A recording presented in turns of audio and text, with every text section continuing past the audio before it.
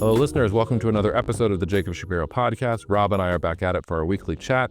I did that dangerous thing where I recorded first thing in the morning before I got my cup of coffee, so hopefully I am still intelligible and not too irascible. Listeners, if you want to talk about anything you heard on this podcast, please feel free to reach out to me, jacob@jacobshapiro.com. Otherwise, take care of the people that you love. Cheers and see you out there. All right, good morning from Cape Coral, Florida, where I'm wearing, you can't see me, most of you. Maybe if you check us out on YouTube, you'll be able to see that I'm wearing my flamingo shirt to be a good Floridian. Rob, how's it going there in Paris? Are you wearing, your shirt does not have baguettes or croissants or anything else on it? I don't look nearly as cool as you today. It's dressed for drab weather here. They gave me a really nice room. You're gonna get to see the sun rise up over, I don't know what this is. Is this the Cape Coral? Maybe that's because I'm in Cape Coral. I don't know. I didn't actually do the research yet about where I actually am because I was so busy. Anyway, so we have a lot to talk about. It's not like anything is happening in geopolitics and markets at all. We thought we'd start off in talking about the news that at least I've been fielding so many inbound questions about, which is this news about DeepSeek, this Chinese AI company over the past week. I think I'll start with the proviso that neither Rob nor I are AI experts, and that I've actually been soliciting both some AI experts and some China experts to come on the podcast to talk about DeepSeek and some more nitty-gritty granular detail. So this will not be the DeepSeek granular detail piece, but there's also a lot of geopolitics and the U.S. China relationship and what DeepSeek means for that. There was a massive market reaction with Nvidia dropping, 17% or something like that at one point, and everything from other chip stocks to nuclear stocks that might be tied to the future of data centers also sort of dropping precipitously, things like that. I was amused by Bloomberg had an article quoting Nassim Taleb yesterday, talking about how this is just the beginning of an adjustment to reality. Now the whole edifice is going to collapse in on itself. That was like one of the best takes I thought out there.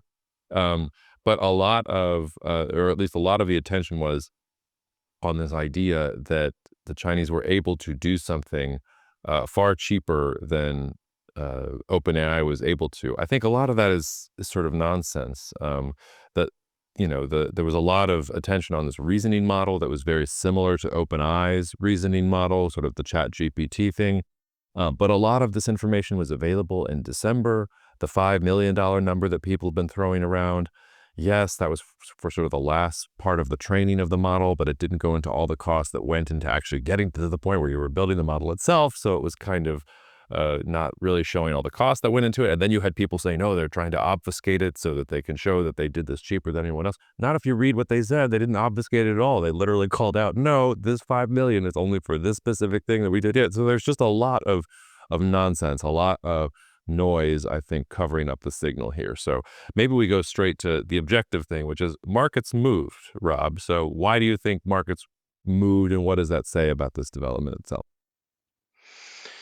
Yeah, we should talk about the market aspect and then, even more importantly, the fundamental aspect, because what I'm ultimately going to get at is this confirms a lot of what we've talked about previously, and I'll speak about why.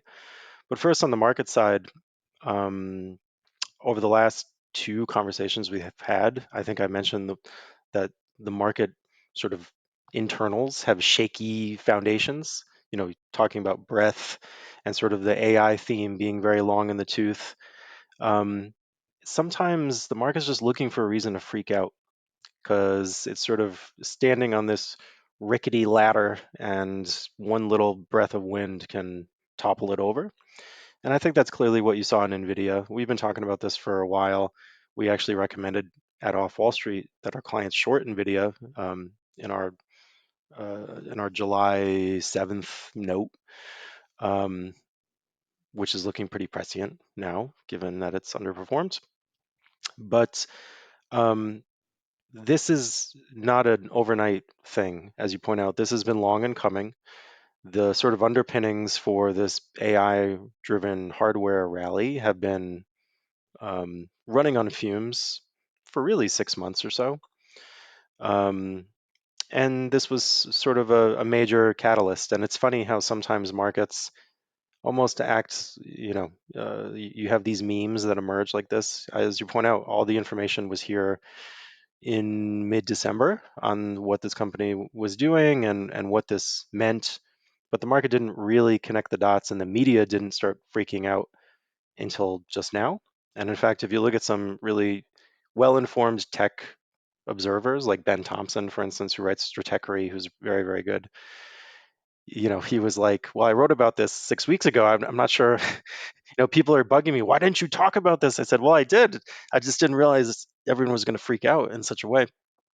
So I think there's an element of just sort of the media whirlwind picking up on this story and running with it, especially given the China-U.S. Competition aspects, which I think are really not important at all. And we can talk about why.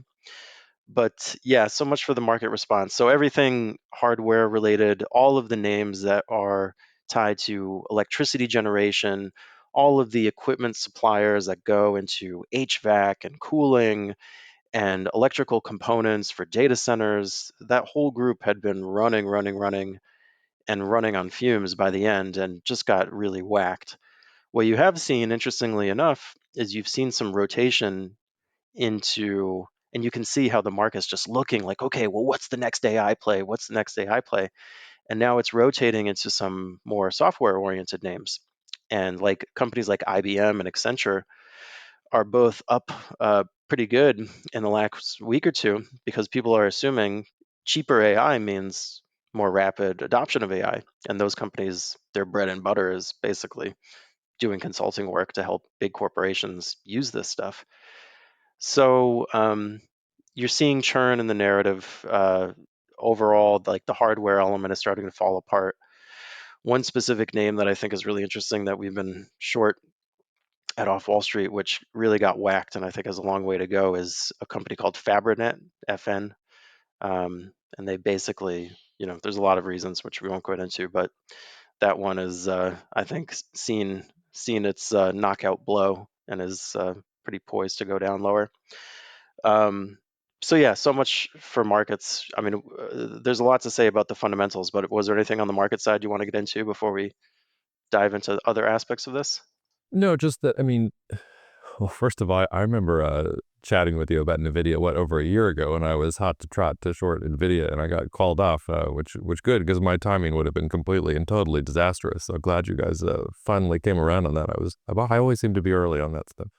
Um, but yeah, I also I had an interview with Maggie Lake earlier this week, and she asked me about it. And I also just made the point that I don't understand where all the angst is coming from. Like, unless you bought Nvidia in the last month, or unless you bought these stocks in the last month, you're still like up a considerable amount, no matter when you bought them. Like, we're down to the December 2024 lows. Like, can we have a little bit of patience? And I even it sort of feels like that thing that financial media does, where something happens in the news and they have a market development, and instead of like actually doing the work to figure out what's going on, it's like, okay, let's slap this headline onto this development and say, oh my God, market crash. It must be this Chinese AI tool that came out of nowhere. So it just seemed to reek of that to me, which it happens all the time. Like, if you look at most financial media, not to throw too much shade to them, because I appreciate the role of journalists in the ecosystem, but like, look at how the headlines update themselves over the course of the day. Like, if the Dow is up, oh, the Dow is up and President Trump rescinded his thing on government spending. Nope, the Dow is down, it's because the U.S. Colombia trade spat is shocking investors. It's like, none of that is actually true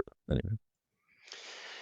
Yeah, I mean, there's two elements of what you just said. The first is financial media's need to put a face on all the noise all the time. Most things are just noise, but no one wants to read that on the newspaper front page. So there's a lot of kind of bogus elements of that going on. The other thing on Nvidia specifically, I think that's a different phenomenon because people are obsessed with this company because it is the figurehead of this bull run. And that's something that you see during periods like this where the public gets really caught up around one specific stock. Um, in the 90s bubble, it was Qualcomm. People were obsessed with Qualcomm. What's it doing? Where's it going? That was sort of the poster child, for that era's technology boom. And it is really important because a lot of people have a lot of money riding on this. And even though, as you point out, which is totally correct, Nvidia stock price is only down to where it was like a few weeks ago. Um, but regardless, the sentiment and the fear factor is so it's like turned up to 11 because you have a lot of what we call weak holders. You have people who are cynically holding this in anticipation that it's just going to keep going up. And that, as I like to talk about this guy Didier Sornet a lot, who wrote about bubbles, that's the definition of a bubble, and not a market bubble per se, but a bubble in this one stock where you have a lot of people who are owning it cynically, but the basis for that falls apart if it doesn't keep going up. And that, even though, in absolute terms we're not down that much, like that's a pretty big change in terms of sentiment and where things could unravel from here. Yeah. Well, maybe let's back into the fundamentals then. You already mentioned Ben Thompson. He was one of the ones that I was going to recommend. I also thought Karen Howe had a really good take on this. I saw it on X, but she publishes things all over the place. And she talked about how, the DeepSeek story, besides all the news that people were freaking out about, one thing that it did show was that the paradigm that OpenAI and its sort of associated companies and entrepreneurs have insisted on is the only way to build, general AI and to do this is to scale up relentlessly. And so you need more data centers and you need power plants just to power the data centers and more and more and more. And she sort of talked about how the one thing that this really does show is that that isn't the only way to do it, that they were making an argument to try and justify these ballooning costs that they were having. And maybe that is the best way to do it, but that what DeepSeek really did show is that actually there might be another way to develop AI. And that, to quote her, you don't have to blanket the earth with data centers and coal and gas plants to imagine or to arrive at a future where we can wave our magical AGI wand and make all of these consequences go away. So I thought that was an interesting sort of take. I wanted to get your reaction to that take, and then I'd love to hear about what you're thinking about the fundamentals, because I think that ties into that. Yeah, it does tie into it, and um, that's ultimately the story here. And I want to draw people's attention back to the conversation we had. I think it was on June 14th, and we did a whole episode about we have to talk about AI, or I forget what it was called, but something like that. I really encourage people to go back and look at that because that was 6 months ago, 7 months ago now.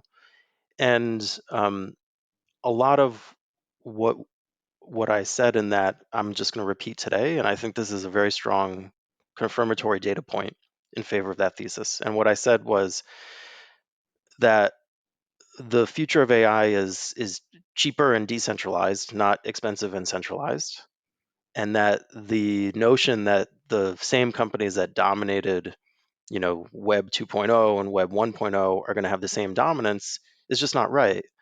And let me step back and just put that in context of technology. And, we do a lot of research on technology revolutions and how they play out over time and how do you position for that for your clients. And I'll talk about how we're positioned short and long, for bespoke clients and for off Wall Street clients on this theme.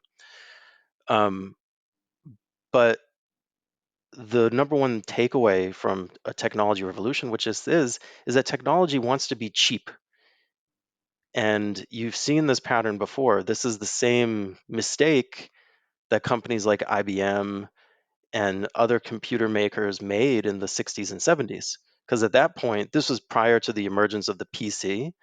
The view was, okay, computers are going to be these extremely complicated, extremely centralized, very expensive to make, like Lamborghinis, and there's not going to be very many of them, and access to them is going to be very special, and you have to, have all this expertise, and that whole paradigm just broke down in the 80s with the introduction of the PC and sort of standardized software that made, vertically integrated software stacks with the hardware unnecessary. Just this whole idea of centralized, expensive, difficult technology, like that always is what emerges when something first happens, because that's what you need to get things started. Uh, but if you're making the technology revolution right, it gets cheaper and cheaper and cheaper. So this shouldn't be a surprise to anyone that, oh my God, all of this super expensive hardware that's required to make this thing that everyone wants. Oh wow, we found a more efficient way to do it, cheaper and to not use as much hardware and resources. Like, have you been paying attention to any technology and its progress over the last 500 years? Like, that is what was inevitably going to happen. I think the thing that shocked people was that it happened so quick, and I think the Chinese geopolitical angle around tariffs and the fact that they were truly constrained. Like they couldn't get access, for the most part, to the highest end chips and the highest end hardware to do this if they wanted to. That accelerated this and made it happen a little sooner than it would have otherwise. But all the economic incentives were there, and all of the history of how these things play out was there. This was inevitable. So if you weren't positioning for this and this surprises you, then you're not being thoughtful enough. Well, and this is where the geopolitical blinders really come in for people, because I forget who said this on social media, but somebody mentioned, if this had come out of some university lab in the U.S. Midwest, nobody would have paid any attention to it. The reason that people paid attention to this was that it came out of China.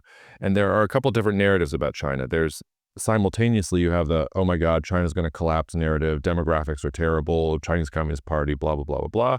And yet China's also going to take over the world. You also have the China's at the cutting edge, they're going to steal all the intellectual property, they're the ones that are making change. And also, oh, it's a sclerotic authoritarian state, they can't actually innovate, the United States is the center of innovation, blah, blah, blah. And these narratives both coexist sort of at the same time. Another friend of the podcast, Ray Ma, who I'm hoping will come on the podcast, I need to reach out to her. She actually posted an entire thread about why Chinese tech companies like DeepSeek and ByteDance are so special. And I thought that was a really interesting sort of thought, because she talked about how DeepSeek favored young, smart problem solvers with little AI experience, that they were leveraging open source as much as possible to attract top talent, but that it also prioritizes research over marketing and sales.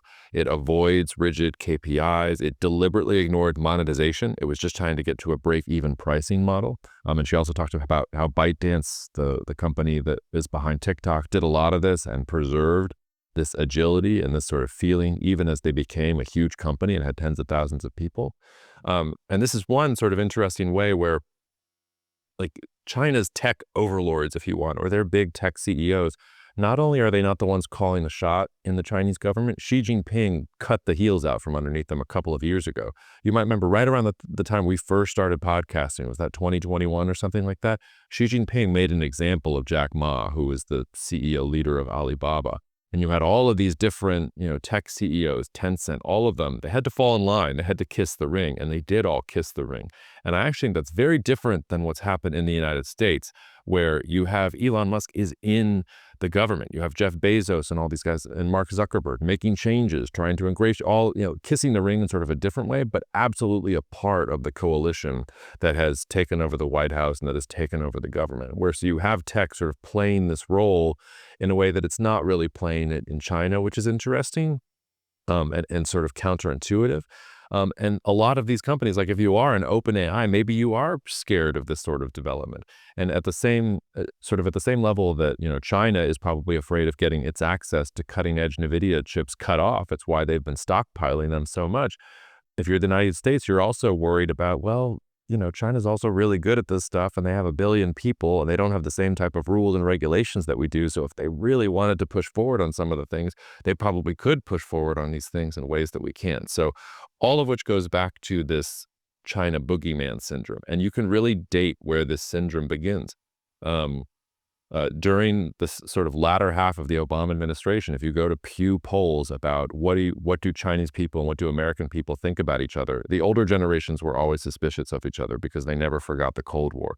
But the younger generations were actually very interested in each other, actually liked each other, didn't have any of the geopolitical baggage that the older generations did.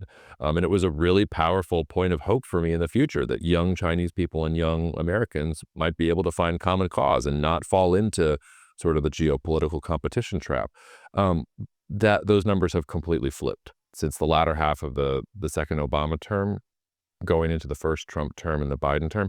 Now, young Chinese people and young American people have like the same levels of distrust that the older generations do, and think of each other potentially as a threat to each other's interests going on. And I think that's a big part of this, where anything that comes out of China becomes this threat. And that's where, I can't remember if we said this before we started hitting recording or whether we need to repeat it for the listeners, Rob, but people have been invoking Sputnik and the Soviet satellite that got sent up before the U.S. sent it up. And they invoke that all the time. Like, it's been invoked so many different times in the course of this relationship, and it's being invoked again. And from a fundamental standpoint, from a capacity standpoint, from a technical standpoint, it's not even close. Like, it has nothing to do with that. But Sputnik was a psychological moment. It was about sort of the population getting inflamed with the idea that the Soviets were beating the United States. And you can feel the US government like, maybe this will be the one. We're just going to throw the dart at the wall, and eventually one of these things will stick, and we'll be able to spend however many trillions of dollars because the US population will be behind us. So I don't think this is going to be the moment. But there has been this shift in the US electorate, or one of the only things Americans agree about is that China is a problem. And if you want things, whether you're the media and you want clicks, or you're an AI company and you want subsidies, or you're Elon Musk and you want help with your EVs, like down the road, if you want something, all you have to do is say, hey, China's doing it too. And probably the US government is going to perk up its ears. Yeah. I mean, a few thoughts that come to me from what you said. The first one is very similar to Huawei in that whole story, where you have the innovative kind of breakthrough company on the edge of things in China is not necessarily the favored son of the CCP and the one that got the government subsidies and the government support, which I think tells you something really important about how China is able to um, have companies almost in spite of itself at that cutting edge.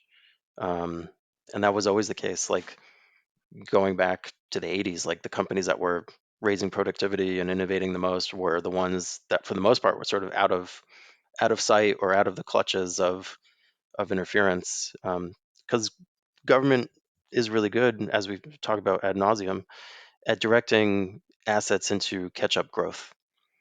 But that's not, we're talking about something on the technological frontier. So um, whether China can continue to sort of foster companies like that, I think probably they will, but it's not necessarily by design, as you point out. So it's a little tenuous.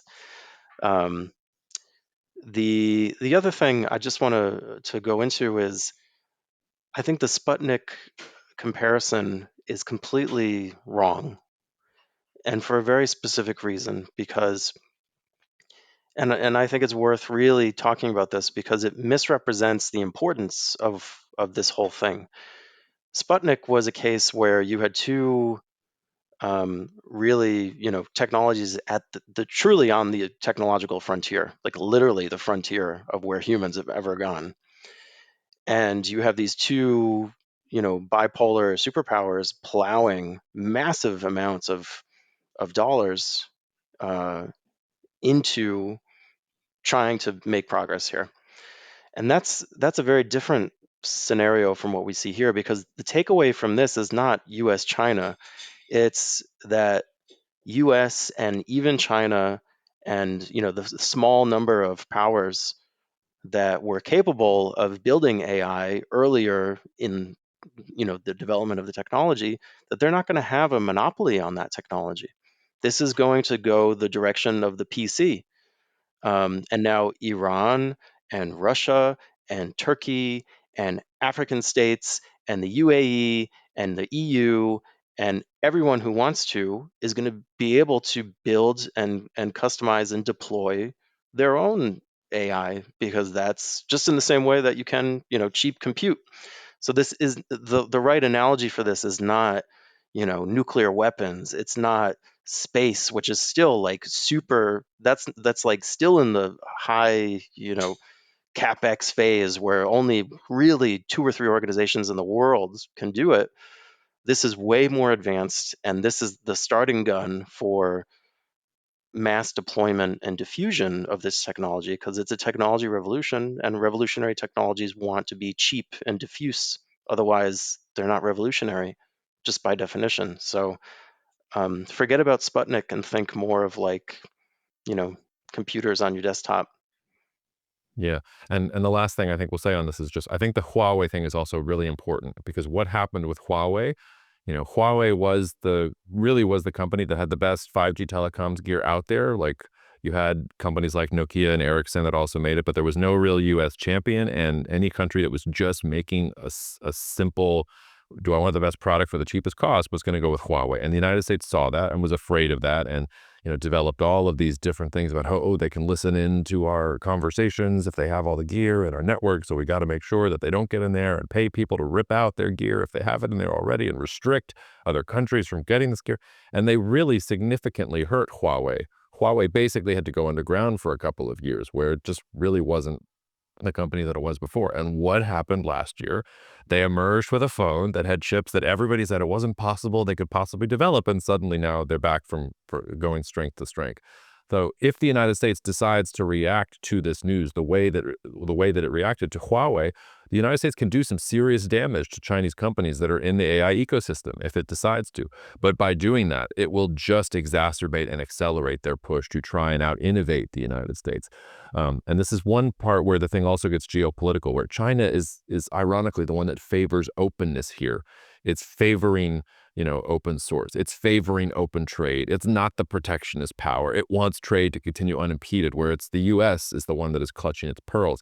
And the U.S. can do things in the short term to affect China in a really, really negative way. But the more that it does, the more that it just accelerates China sort of going beyond it, which is maybe a nice way to back into. We'll talk about this briefly before we spend the rest of the podcast on Mexico and Canada and some of those developments. But something that Scott Bessent said on an interview, I guess 2 weeks ago now, I will quote him here.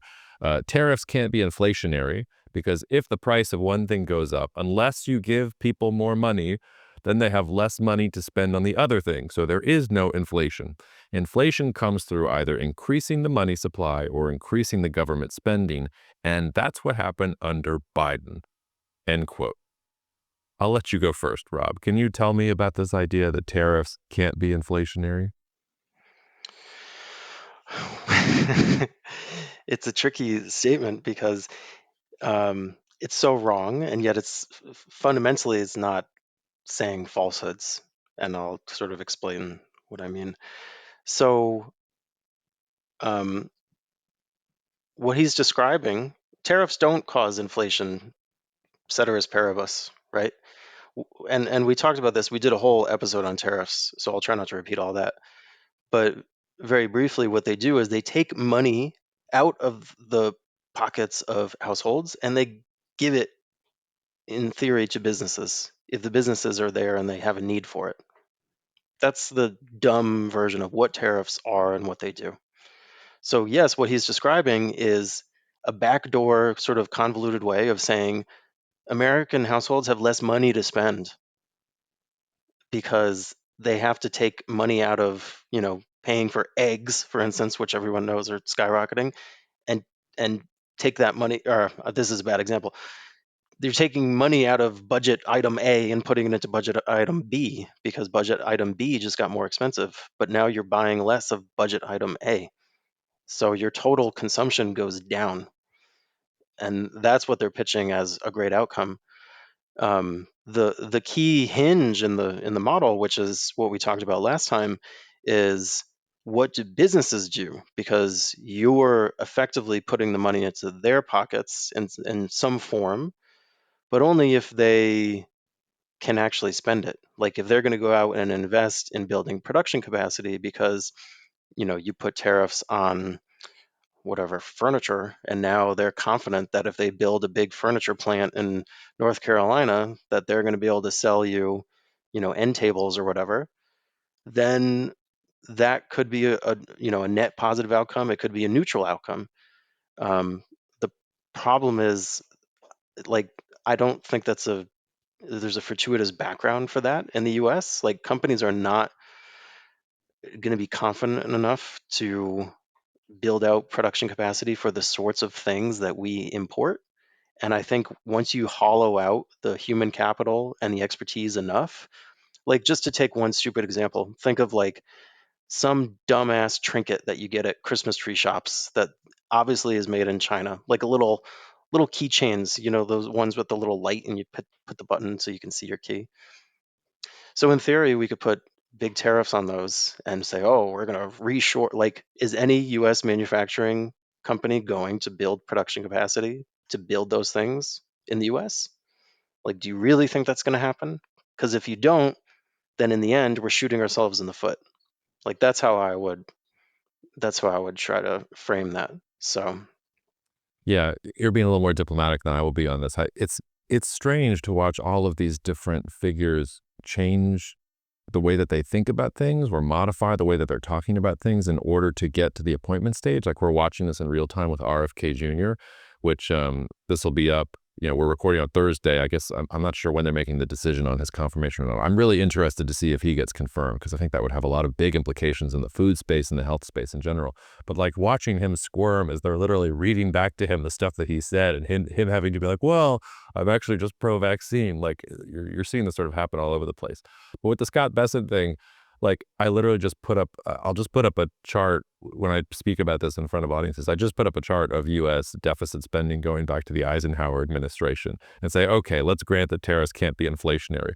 You're telling me that this is going to be the first administration since the Eisenhower administration, save the exception of the second Clinton administration. The second Clinton administration, the only fiscally conservative administration we've had since Eisenhower. So except for them, you're telling me that Trump is not going to blow out the deficit. And by the way, he blew out the deficit more than any other president during his first term.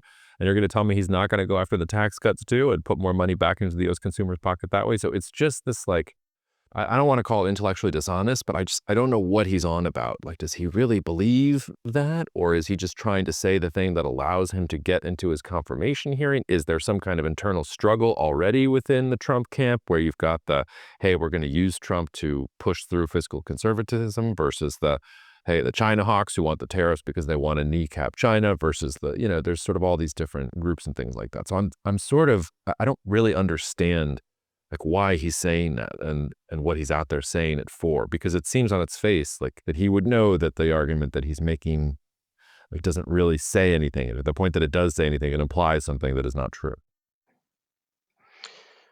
If I could just add briefly a more a charitable interpretation of the whole Please. project, because um, I don't support these guys. Like just to be out there and honest. Like Okay. I mean, I don't just to qualify what I'm going to say, because what I do recognize in what they're proposing, even though it's muddled and even though it's so torn to pieces by all these conflicting narratives and areas of focus, it's China and it's trade and it's cultural conservative, like whatever. There's a big group of various people with different views who are all kind of banding together here.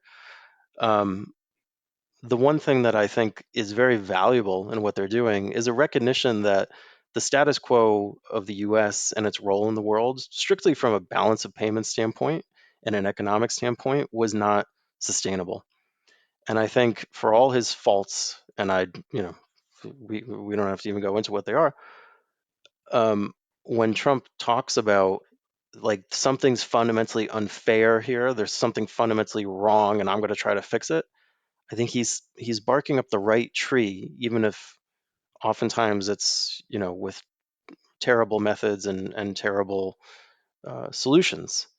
So the problem, and Besant understands this too, because as we talked about at length a few months ago, Besant is a super smart guy. Like this guy is smarter than anyone who's questioning him in that room in the committee hearing. So I think he recognizes those issues and he's trying to do what's best or possible under the circumstances to try to improve it. The problem is, and what people don't recognize, is that things are so far gone that the tariff solution is going to cause lots of short-term pain. There's like Americans are used to consuming lots of stuff. That's sort of ingrained in a lot of people's habits and a lot of business models and everything. And the notion that you're just going to flip up the tariff rates and you're going to fix these imbalances through that tool without incurring significant social pain and political backlash is just an illusion. And whether he ends up going with it, whether he backs down, I don't know. But that much is pretty clear, although I do support the notion that something is going to either get done deliberately or it's going to get done because something just breaks over time. And we Mhm. don't want the second scenario. Well, that's a good way of leading into. So we didn't get immediate tariffs on Mexico and Canada and China when Trump first came into office. But now February 1st is looming as this deadline here. And I thought this might be a good way to talk about Mexico. Mexico, which has been doing some interesting things in recent weeks. They're sort of taking the opposite of the Canadian approach. So he, lame duck Prime Minister Justin Trudeau, he responded to Trump's things about annexation and about tariffs by basically pointing fun at Trump, like making fun of him in interviews, which is part of what got him into the position that he was in the first place. So apparently he just couldn't learn there, or he couldn't help poking the bear. But then also talking about how we've got plans for dollar tariff retaliations. We're not going to do this surgical nonsense anymore. We're going to go straight at you, and we'll see what happens. Whereas Mexico has done this very differently. Claudia Sheinbaum has sort of punted on questions about what the Mexican response would be. She's like, "Oh yes, we have a plan, but have you seen all the fentanyl that we've seized in the last month? And have you seen all the counterfeit goods that we've cracked down in the last month, and all the migration things that we're doing?" Add to that, her plan Mexico is this bigger overarching concept that she's going to be announcing different components of throughout the course of the rest of this year. For instance, she's got the electricity part of this plan coming out, I believe, next week. I think she's got oil and the energy aspect of the plan coming out the week after that. But this week, she announced a $1.4 billion or 30 billion peso nearshoring incentive package. And the idea is to award money to companies that would invest in new fixed assets in the country. I thought this was interesting because it replaces or modifies what her predecessor AMLO did. So instead of subsidizing industries with limitless money, it sets aside a specific amount of money and maybe a little bit less money than you might think was necessary for an initiative of this scope. And it opens the doors to companies outside the United States if they want to invest, as long as they meet the program's goals. So I think it was very clear that, on the one hand, Mexico is trying to not poke the bear. It's trying to be friendly. It's trying to point on all the places that it has leverage over the United States and all the ways it can be helpful to the United States and say, really think about tariffs before you do this because we can help in all these ways. But also, if you read through sort of the read between the lines of the nearshoring incentive package they put out just this past week, it is also saying, okay, but like there is space here for people besides the United States. So if the United States really wants to get tough with us, like they're not the only game in town. Maybe other countries might want to invest in fixed assets inside of Mexico. So why don't we talk a little bit about Mexico in general? Because as I'm talking, not just to ag audiences, but audiences across the spectrum, like we have to talk about China, we have to talk about some of the other things in the world. But I think what the U.S. is going to do with Mexico and Canada, honestly, is more important geopolitically for the U.S. than just about anything else that's going to happen here over the first sort of couple months of the Trump administration. So talk to me about where you're at here, Rob. Yeah, I think Mexico is in a tricky position that so far they seem to be navigating fairly well. And I'm speaking just from an economic standpoint because Mexico doesn't have a great history of industrial policy. Um, no one in Latin America does really. And they're sort of being forced into it because they need to respond to the political pressure that's being put on them. Now, 30 billion pesos sounds like a lot. It's chump change. It's like $1.5 billion US dollars. So my reading is that this is sort of a test balloon of sorts to see how this works. Quasi symbolic, quasi pilot program. Um, I think really the thing to watch is what do they do as a follow up to this? How does this program actually perform itself? Does it invite follow on programs or renewals or expansions? Because if so, that would be a pretty significant tack or change of tack for the Mexican government in terms of industrial policy and trade policy, because they've not been super hands on in the past, and this does represent a change in that direction. So um, yeah, I think watchful waiting is how I would describe my stance toward this one right now. Well, and I just want to underscore the extent to which Mexico does have some leverage with the United States. And to use your example about the silly keychain with the flashlight, no, you can't imagine that being made in the United States and the American consumer paying $15 for it. But you absolutely can imagine that being made in Mexico. So if you're engaging in this trade war with China, and if DeepSeek and China's the enemy, and if all those things are true, you can't really afford to also sort of unleash the trade war against Mexico as well. Um, Now you can also sort of you can understand, like as you were sort of talking about where Trump was talking about something is fundamentally unfair.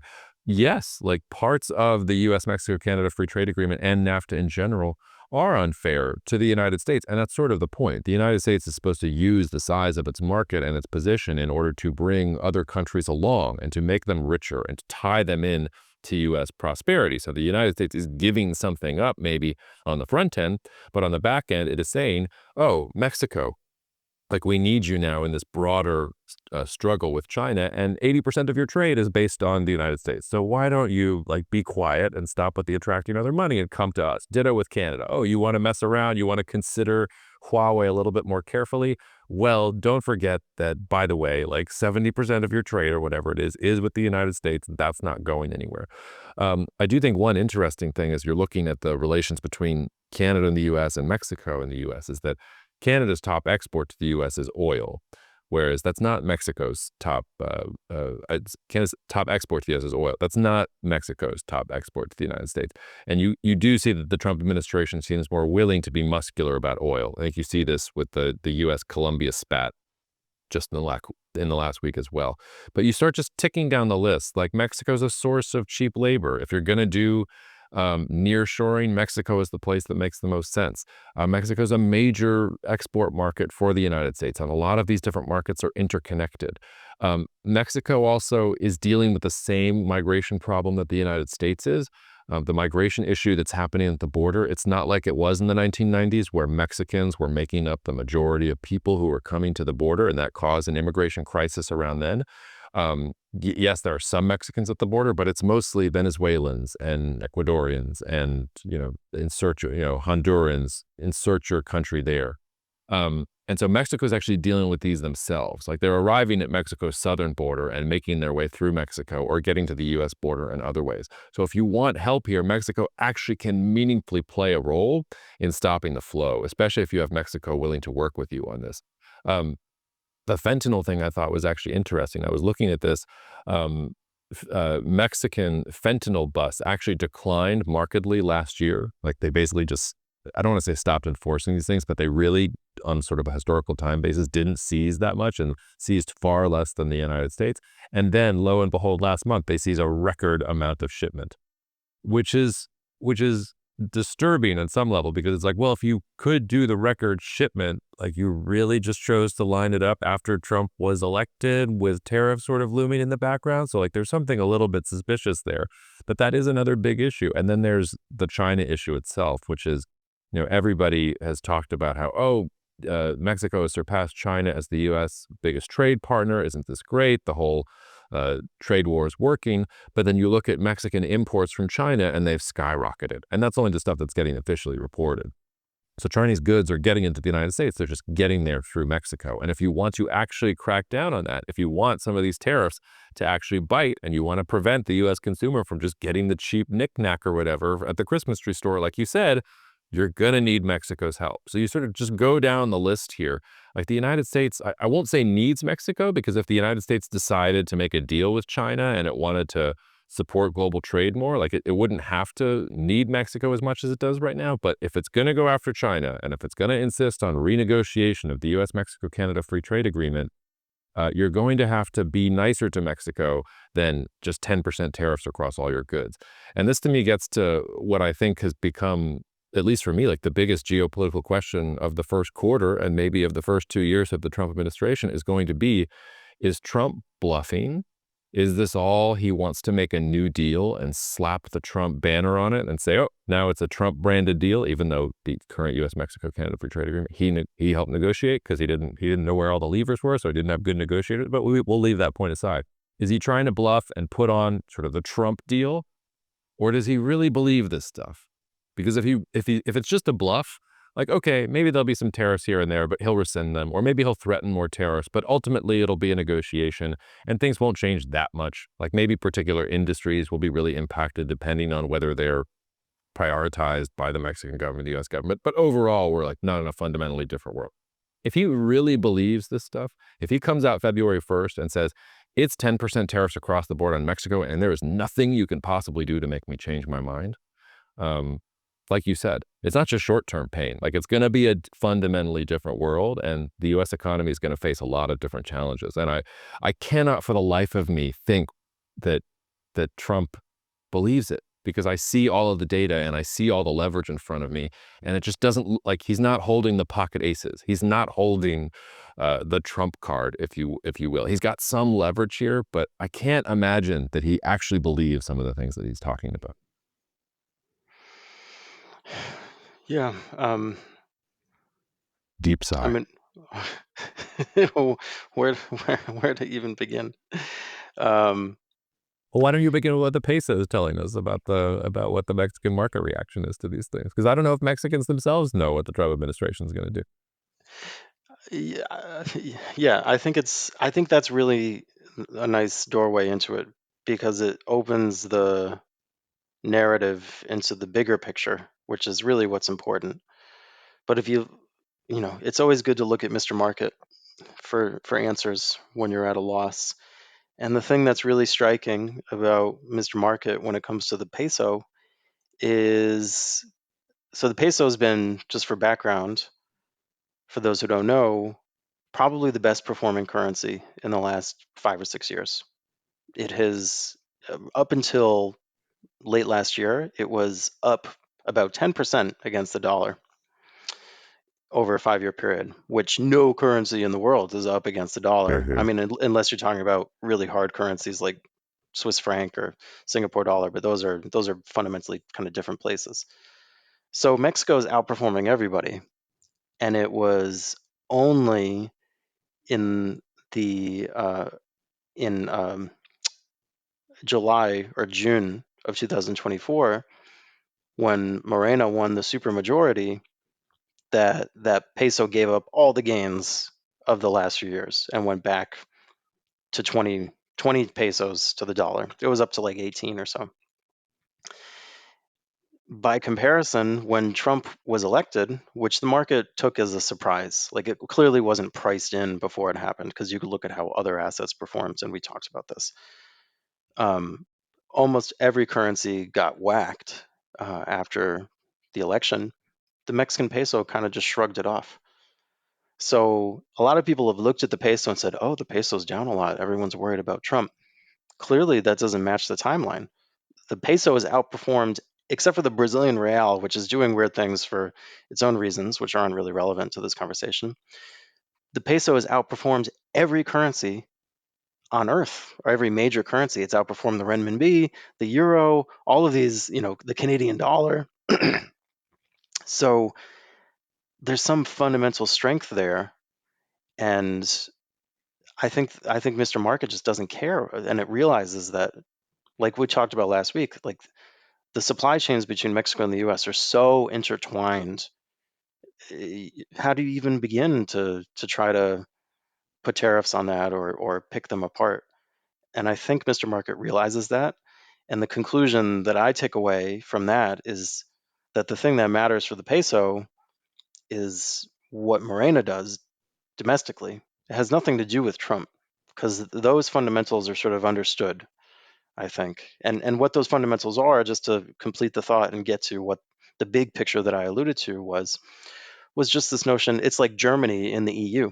Yeah, they're going to hem and haw and bitch about, oh, we're in here with Poland and Czech Republic and all these losers, right?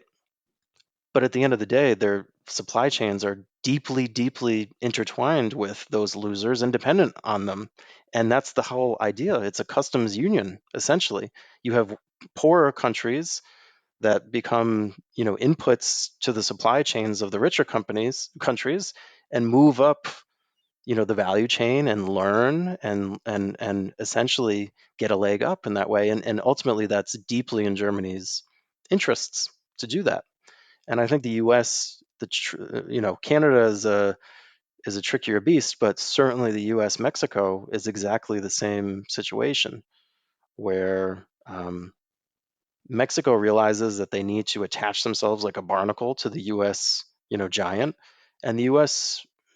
Ultimately its interests are so deeply entwined in extending its quote unquote empire or its customs union or its integration with Mexico, that it's almost impossible to think that they're going to shoot themselves in the foot in such a self-defeating way by doing some of the things that they've mooted. And I think the peso knows it. Yeah, the reason I say this is going to be so important in the first couple months of the year is because I've sort of given you the framework for how I think that works with U.S. Mexico, and I'm thinking that more broadly. I'm thinking in terms of interpreting what the Trump administration is doing as negotiating positions towards deals rather than taking them at face value. And we have data points for this that are starting to amass. Like the most important signal I thought from the last couple of weeks was Trump coming into office and not immediately announcing tariffs on China. Like that's a tell right there that, okay, I'm buying time. I'm trying to open up negotiating space, blah, blah, blah. And I think we already mentioned this, but this is why the U.S. Colombia trade spat was so concerning, at least from my perspective, because that's a sort of data point in the opposite camp, where it's not about tariffs to fix some structural economic problem. And even if tariff is the wrong tool, they're barking up the right tree. That is just U.S. empire. We wanted this thing. You didn't give it to us. Take your medicine. And if you don't do it, we're gonna give you more medicine. And it goes back to Greenland has resources we want. We want Greenland. The Panama Canal might be at risk. Okay, great. We'd like to take the Panama Canal back. And this I'll just share with the listeners before we get out of here. In the 6 to 8 months leading up to the election, when I would talk about the election in front of audiences, I would talk about Trump in the context of isolationism, and I would put him in conversation with George Washington and other isolationist figures in United States foreign policy, and say, look, like isolationism, it's actually not that radical an idea. It's been around in U.S. foreign policy for a long time. Trump is taking it out for a spin, so there'll be these differences versus the Harris administration, but fundamentally, like these are some of the things you should be watching for. And I've thrown that out the window. It's the United States is obviously, to me, at least in these first early innings of Trump, is pursuing a more imperialist policy. And that word is going to be loaded. So maybe let me take away the loaded nature of it and just say that the United States is clearly defining maintaining and extending its primacy in the global international system as its top priority. And the difficult thing here for the United States is going to be the United States is not going to be able to maintain primacy.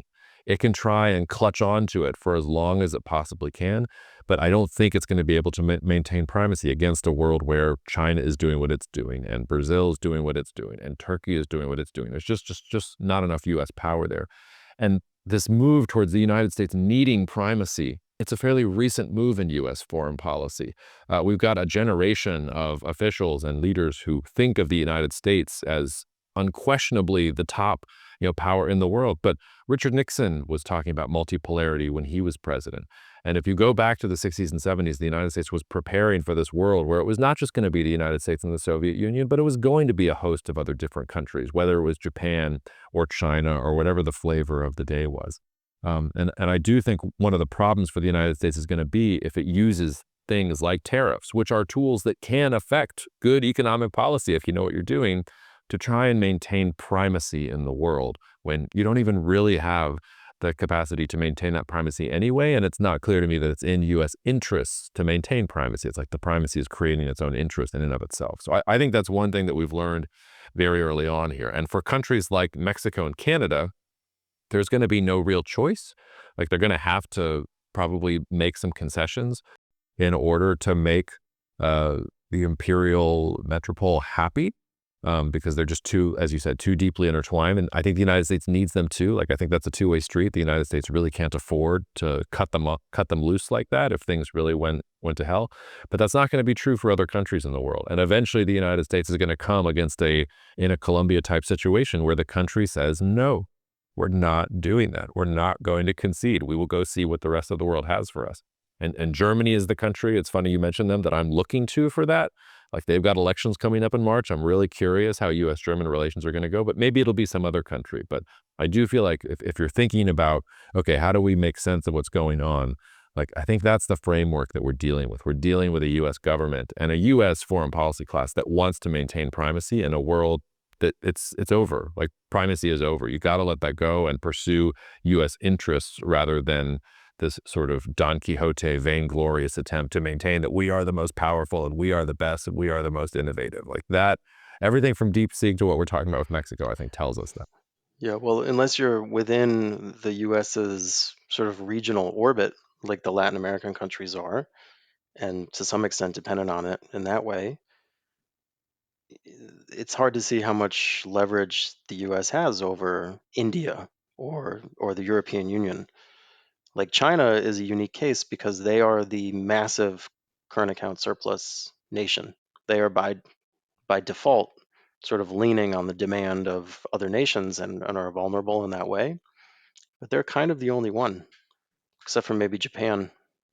We talked about how that relationship is going, but it'll be interesting to see how people react, as you point out, if the US tries to flex its muscles. All right, well, I think that's plenty, and I've got to go get ready to give a presentation here. So anything else you want to say to the listeners, Rob, before we get out of here? Nope. Enjoy the sunny day over there. Yeah, I'll enjoy sitting in a ballroom in a suit. That'll be a real nice way to enjoy Coral Gables. Thank you so much for listening to the Jacob Shapiro podcast. The show is produced and edited by Jacob Smulian, and it's in many ways the Jacob Show. If you enjoyed today's episode, please don't forget to subscribe, rate, or leave a review. It takes just a couple seconds of your time, but it really helps us. Also share with a friend. If you're interested in learning more about hiring me to speak at your event, or if you want to learn more about the wealth management services that I offer through Bespoke or at Cognitive Investments, you can find more information at jacobshapiro.com. You can also write to me directly at jacob@jacobshapiro.com. I'm also on X for now with the handle Jacob Shap. That's Jacob, SHAP, no dats, dashes, or anything else, but I'm not hard to find. See you out there.